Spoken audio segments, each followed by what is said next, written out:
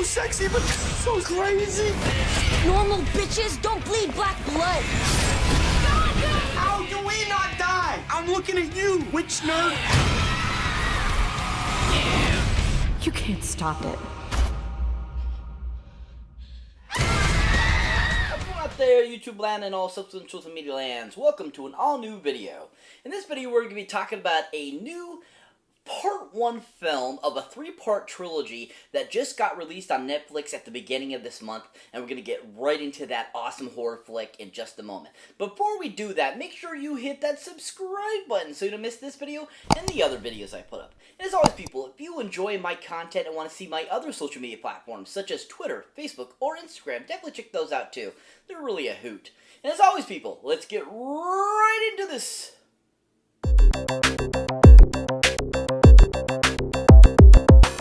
Welcome one and all to an all-new video. So like I was saying before, we're going to be doing a review on a movie that just got released on the 2nd of July on Netflix. That is part 1 of a 3-part series of a great, awesome trilogy of a horror film menage a trois, as I call it, because these movies are just fantastic.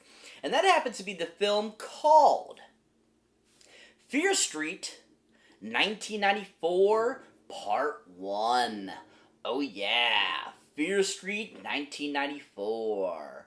Oh yeah. So like I was saying, this is part 1 of a 3-part trilogy that is put out by Netflix. Originally, this film was supposed to be released into theaters last year, but of course, because of the pandemic, unfortunately, it got bought out by Netflix and is being released on Netflix. The second part has been released. The third part will be released this upcoming Friday. So I'm literally looking forward to that third part. But this first part was just really well done, a really awesome treat, and just a really cool first kind of like live action take on a really amazing book series. Now, if you're not familiar with what Fear Street is actually an R.L. Stine teen adult book series that he created in the late 80s and early 90s. And this is actually one of the first, like, live action, I should say, movie versions based on his book series. And follows it pretty well, actually, of the same kind of vibe that the actual books gave you. This movie really does really well in doing that. So this movie is directed none other by a lady that goes by the name of Leigh Janiak. Oh yeah, Leigh Janiak. Ooh. So this is actually the second feature film that Leigh has actually directed. She actually only has directed one other film, which came out in 2014 called Honeymoon. Oh yeah, Honeymoon.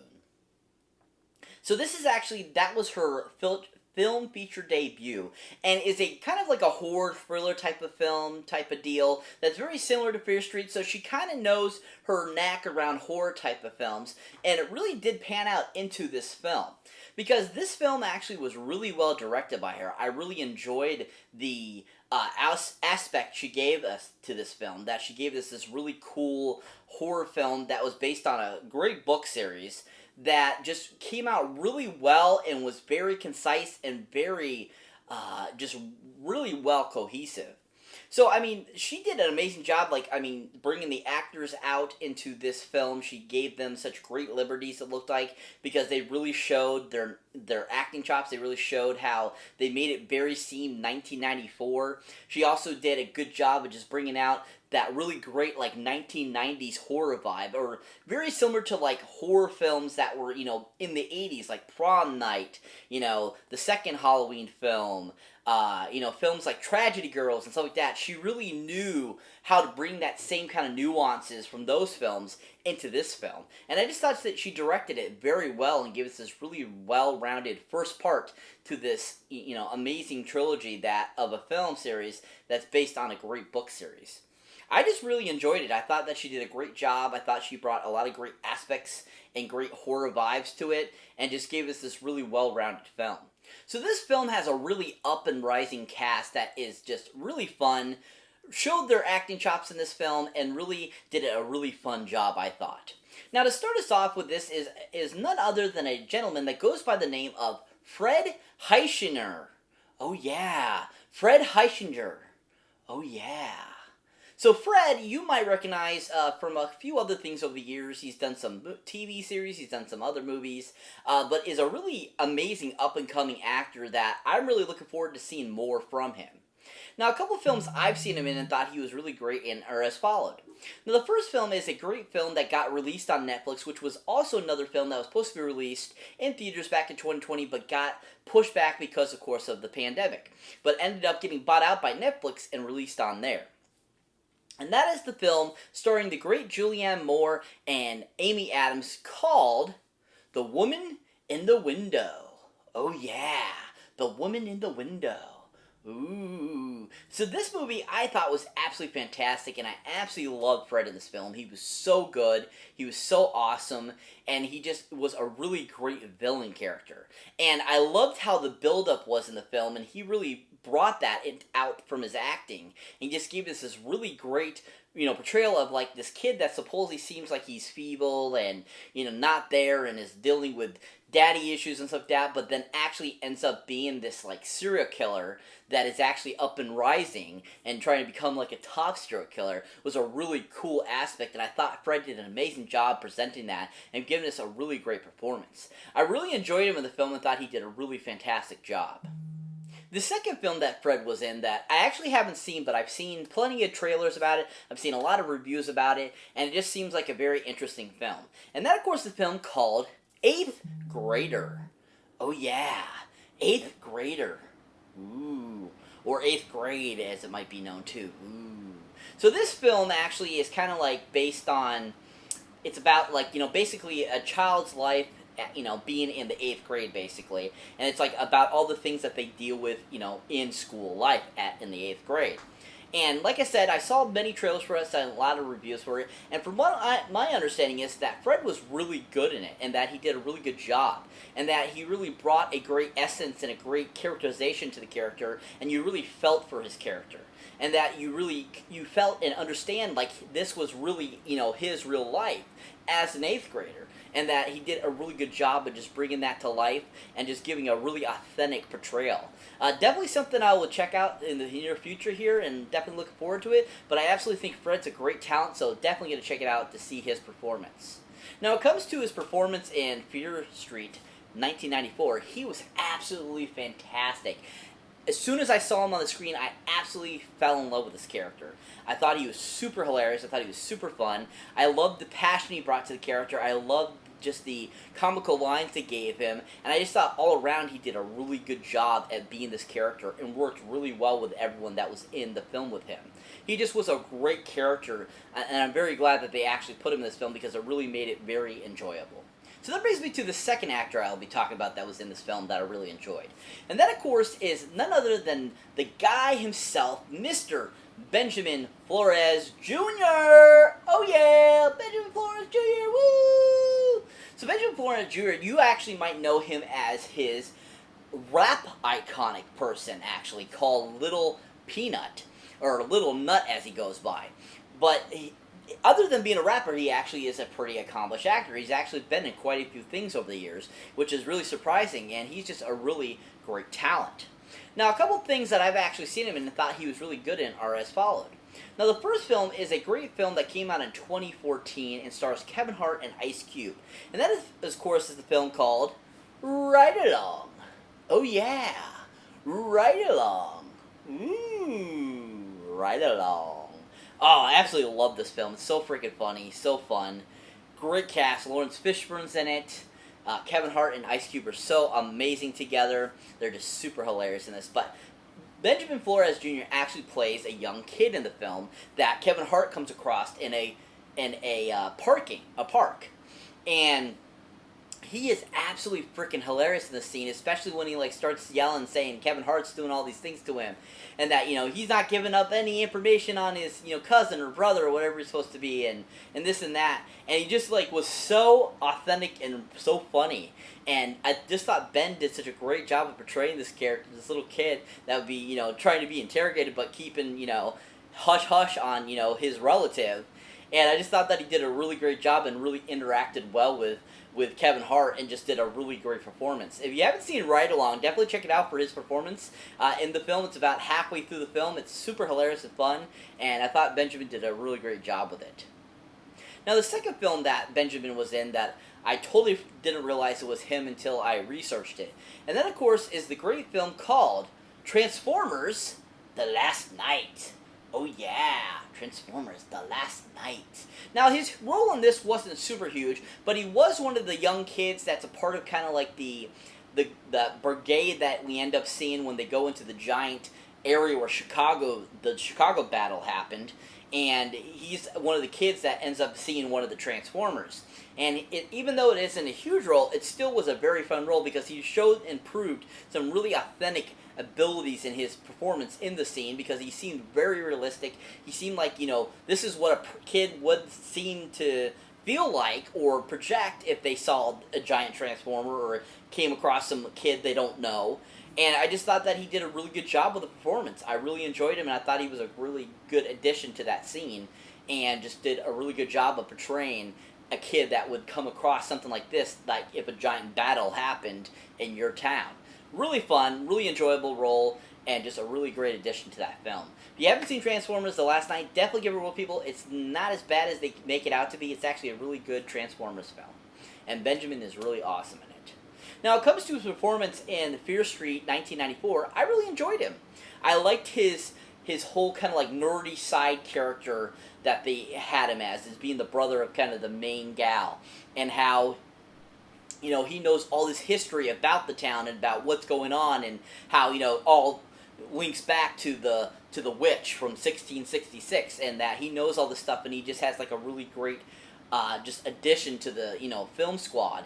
And I just love his interaction with everyone, and kind of like how he ends up like kind of having a crush on the one girl, and she actually reciprocates it even though she's like older than him, and like, just their dynamics were really fun, and I just thought Benjamin did a great job of portraying this character. Really enjoyed him, and if you haven't seen him in anything, definitely check out Fear Street 1994 Part 1 for his performance. He's actually really fantastic in it. That brings me to the third person I'd like to talk about that was in this film, and that happens to be the actress known as Olivia Scott Welch. Oh yeah, Olivia Scott Welch. Ooh. So Olivia Scott Welch you might recognize as from her TV debut, or actually film debut, in the show Modern Family. And she was also on another show called The Dunes as well. Now, this isn't her film really debut, because she was actually in another film a couple years ago, but this is actually more her like big first leading role actually in this film. But the first film she was actually in that I actually haven't seen, I've only read about it and I've seen the trailer for it, and that of course is a film called, parental discretion advice here, Shithouse. That's right, Shithouse. Oh my god, when I found out the name of this film, I was cracking up so hard. But she is actually, this is her actual feature film debut besides Fear Street. And from what I saw in the trailer, she looks like she did a pretty decent job and added some great flavor to the character in the film. Now, when it comes to her performance in, Fear Street Part 1, 1994, I liked her. I thought she was really great. I thought that she did a good job of bringing together the character. I thought she did a good job of portraying the character. And also, I just thought that she brought a really good flavor to the cast of characters that are in this film, and just did a really good job of portraying this character. And I just really enjoyed that, she added that great dynamic to the film. But at the same time, I thought that she did a pretty decent job that really made it very enjoyable. And I also thought that she did a good job of, being kind of like that opposite of the main girl. And, like, being the girlfriend character of this gal. And just did a good job of, being a person that would be dealing with what happened to her. Having to be somebody that is kind of ends up becoming possessed, or somebody that has to basically kill themselves and be revived in order to get this curse off them, type of deal. And I thought she did a good job of that, and I thought that she was a pretty decent addition to the family, or to the crew, I should say. If you haven't seen Olivia Scott Welch in anything, definitely check it out. She wasn't too bad. She wasn't the greatest, but she definitely wasn't too bad. So that brings me to the final actress I like to talk about that was in the film that I really enjoyed. And that is none other than the actress known as Julie Rewald. Oh yeah, Julie Rewald. Ooh. So Julia Rewald, this is actually her film debut. This is the very first film she's been in. But she was in a couple shorts a few years ago as well that, kind of got her name out there and into the world. Now, the couple shorts that she was in were a couple films or shorts that I haven't actually seen. I've read a little bit about them, but they do look kind of interesting, and they're along the horror genre. Now, one of them has to be called a film called Mukbang. That's right, Mukbang. Ooh, what kind of name is that? It was just kind of a weird, interesting name, too, and I was just like, Mukbang. I'm like, that sounds interesting. I'm like, wow, like, is that, like, really the name of it? But, like, I'm like, wow, like, that's interesting. And I just thought it was interesting, too, because, like, from what I read about it, it's like this horror film / short that has to do with, like, kind of, like, Asian horror stories and stuff like that. And it's just a really interesting, different take on that type of genre. And it just seems like a very different type of film, and just from what I read about it, it just seems like it would be interesting to check out just for the hell of it. So yeah, definitely, if you haven't seen Mukbang, definitely check it out, people. It's an interesting short, I've heard. The second short that she was in is a short called Where's Darren? That's right, Where's Darren? Now, I don't know much about this. I didn't find a lot of research on it, but from what it looks like it's a coming-of-age kind of, kid, life type of film, like I said, that is, very dramatic, but also at the same time has some lightheartedness to it. And from what I read about it too, like I said, I didn't find much on it. It just seems like a very interesting short too as well. This was another short that she was in a couple years ago that really brought her talent out, and that she did a really good job. She actually plays one of the main characters in the short. So it's definitely something that I'll have to try to find and watch eventually, but definitely looks like a very interesting coming-of-age story. But if you haven't seen that either, definitely check it out. Look for Warren's Where's Warren short and see what you thought about Julie's performance in it. But when it comes to performance in Fear Street Part 1, 1994, I really enjoyed her as Kate. I thought she did a fantastic job as Kate. She was one of my favorite characters in the film that really helped keep me drawn in, because I wasn't too fond of the main actress that plays the kind of lead actress role. She didn't really do anything for me. I didn't think she was that great. I didn't think she really was a good lead. But with all the other cast people that were kind of secondary cast people, they're the ones that really brought the whole film together for me and really made it very enjoyable. And Julia's character, Kate, was really one of the ones I really enjoyed. I thought she did an amazing job. I thought she was awesome, and I really enjoyed her comical timing throughout the film, too, as well. And I thought she worked really well off of everyone. If you haven't seen Julia Rewald in anything, definitely check her out in Fear Street. She was really fantastic in it. So what is Fear Street 1994 Part 1 about? Basically, it starts the story off about this incident that's happening in this one town, where supernatural things keep on happening, serial killers and stuff like that keep happening, it basically comes upon this one gal's former girlfriend that she ends up trying to basically save from this evil curse that's going on. And basically the movie's about them trying to figure out what's going on, how to stop it, and to stop it. And it's just a really awesome, amazing story. I thought it was really well done, really well cast, really well produced, directed, filmed, and just a really great screenplay as well that just really embodied 1980s horror slasher films, and that is very similar to, like I said earlier, Tragic Girls and films like Prom Night and My Bloody Valentine and so forth. It's very similar to those, I feel, and they really caught the 1994 authenticity for the film too as well. It was really enjoyable. If you have not seen it yet, definitely go check it out on Netflix now. It's really fantastic, really awesome, and can't wait to see Part 3 and to give you my Part 2 review as well. So keep an eye out for that, people, and check it out and enjoy.